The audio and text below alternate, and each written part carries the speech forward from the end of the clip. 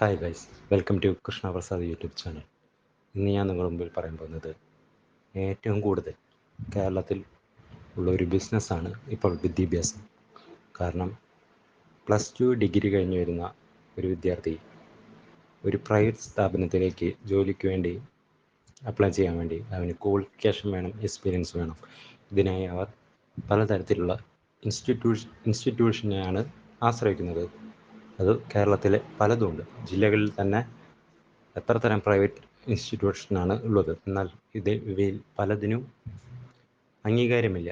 എന്ന് വെച്ചാൽ ഒരു തട്ടിക്കൂട്ടിയ ഒരു സർട്ടിഫിക്കറ്റും അല്ലെങ്കിൽ ഒരു വ്യാജ സർട്ടിഫിക്കറ്റും ിലൂടെയാണ് ഇങ്ങനത്തെ കാര്യങ്ങളൊക്കെ നടക്കുന്നത്.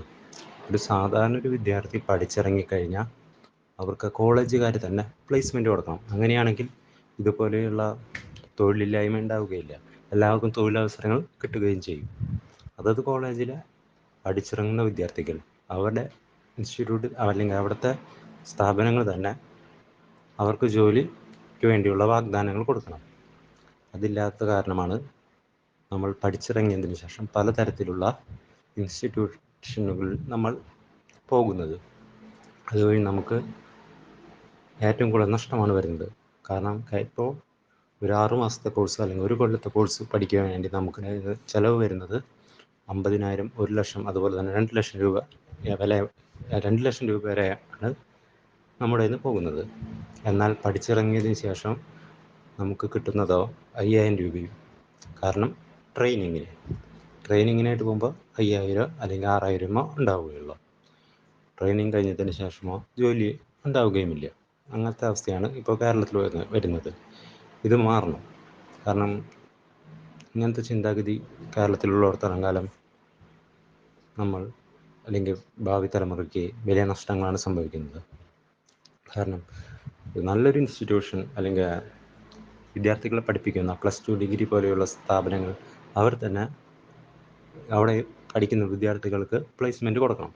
അങ്ങനെയാണെങ്കിൽ പിന്നെ ഒരു പ്രശ്നവുമില്ല. പക്ഷേ ഇപ്പോൾ നോക്കിയാൽ കാണാൻ പറ്റും, പല ജില്ലകളിലും പലതരത്തിലുള്ള ഇൻസ്റ്റിറ്റ്യൂഷനുകളുടെ എണ്ണം കൂടി വരികയാണ്. ഓരോ മുക്കിലും മൂലയിലുമായിട്ടാണ് ഇപ്പോൾ ഇൻസ്റ്റിറ്റ്യൂഷൻസ് വരുന്നത്. അക്കൗണ്ടിങ് പഠിക്കാനായാലും ഹോട്ടൽ മാനേജ്മെൻറ്റ് പഠിക്കാനായാലും ഫാഷൻ ഡിസൈനിങ് എന്ത് കോഴ്സിനായാലും അതിന് ഇൻസ്റ്റിറ്റ്യൂഷനാണ് വരുന്നത്.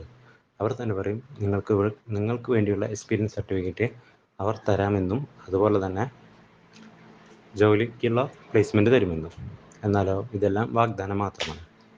ജോലി കിട്ടുകയാണെങ്കിൽ അവർ പറയും ട്രെയിനിങ് ആണ്, 5,000 രൂപ മാത്രമാണ് സാലറി ഉണ്ടാവുകയുള്ളൂ. അതുപോലെ തന്നെ 12 മണിക്കൂർ ഡ്യൂട്ടിയും.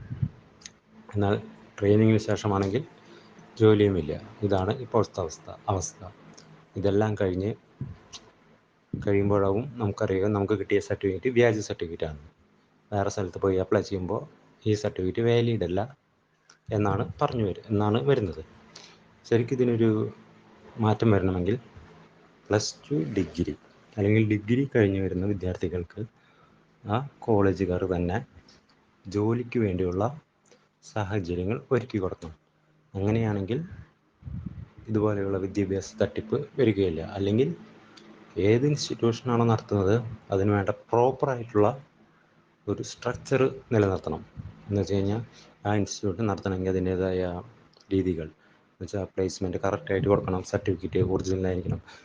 ഞാൻ പറഞ്ഞു വരുന്നത് എന്താണെന്ന് വെച്ച് കഴിഞ്ഞാൽ നമ്മൾ ആ പഠിക്കുന്ന ഇൻസ്റ്റിറ്റ്യൂട്ടിലെ സർട്ടിഫിക്കറ്റ് അല്ലെങ്കിൽ ആ ഇൻസ്റ്റിറ്റ്യൂഷൻ രജിസ്റ്റേർഡ് ആണോ അല്ലെങ്കിൽ ആ ഇൻസ്റ്റിറ്റ്യൂട്ടിനെ പറ്റിയുള്ള എല്ലാ ഡീറ്റെയിൽസും നമുക്കൊരു വെബ്സൈറ്റ് വഴി ഗവൺമെൻറ്റിൻ്റെ വെബ്സൈറ്റ് വഴി അറിയാൻ പറ്റുന്നൊരു സംവിധാനം ഉണ്ടാക്കണം. ഇപ്പോഴത്തെ ടെക്നോളജി അനുസരിച്ച് കാലം മാറുന്നതിനനുസരിച്ചൊരു പുതിയ മാറ്റങ്ങൾ വരേണ്ടതാണ്. കാരണം അങ്ങനെ വരികയാണെങ്കിൽ എല്ലാവർക്കും ഉപകാരമാണ്. കാരണം ഇപ്പോൾ ഒരു ഇൻസ്റ്റിറ്റ്യൂട്ടിൻ്റെ പേരടിച്ച് കഴിഞ്ഞാൽ ആ ഇൻസ്റ്റിറ്റ്യൂട്ടിനെ പറ്റിയുള്ള കാര്യങ്ങൾ, ഇൻസ്റ്റിറ്റ്യൂട്ട് വാലിഡ് ആണോ, രജിസ്റ്റേർഡ് ആണോ, സർട്ടിഫിക്കറ്റ് ഒറിജിനൽ ആണോ, അങ്ങനെയുള്ള കാര്യങ്ങൾ നൽകുന്ന ഒരു വെബ്സൈറ്റ് വേണം. ഇപ്പോൾ അത് സാഹചര്യത്തിൽ ആർക്കും ഒന്നും അറിയില്ല. ആ ഇൻസ്റ്റിറ്റ്യൂട്ടിൽ പോയി ജോലി കിട്ടുമോ ഇല്ലയോ ഒന്നും നമുക്കറിയില്ല. നമ്മൾ ആ കൂടി നോക്കുന്നത് റിവ്യൂസാണ് ഏറ്റവും കൂടുതൽ നോക്കുന്നത്, ഗൂഗിളിൻ്റെ റിവ്യൂസ്. എന്നാൽ നമുക്ക് പറ്റുന്ന അബദ്ധം എന്താണെന്ന് വെച്ച് കഴിഞ്ഞാൽ ഈ ഗൂഗിൾ റിവ്യൂസ് ഇവർ തന്നെ ആഡ് ചെയ്ത് ടോപ്പിലേക്ക് ആഡ് ചെയ്യും. അല്ലെങ്കിൽ മറ്റുള്ളവരോട് പറഞ്ഞിട്ട് റിലേറ്റീവ്സോ അല്ലെങ്കിൽ ക്യാഷ് കൊടുത്താൽ ചെയ്യുന്നവരോട് പറഞ്ഞിട്ട് ഇവർ റിവ്യൂസ് കൂട്ടും. നമ്മളത് കണ്ട് നമ്മൾ കയറുകയും നമുക്ക് ജോലിയില്ലാതെ 50,000, 1 ലക്ഷം രൂപ വരെ നഷ്ടമാണ് സംഭവിക്കുന്നത്.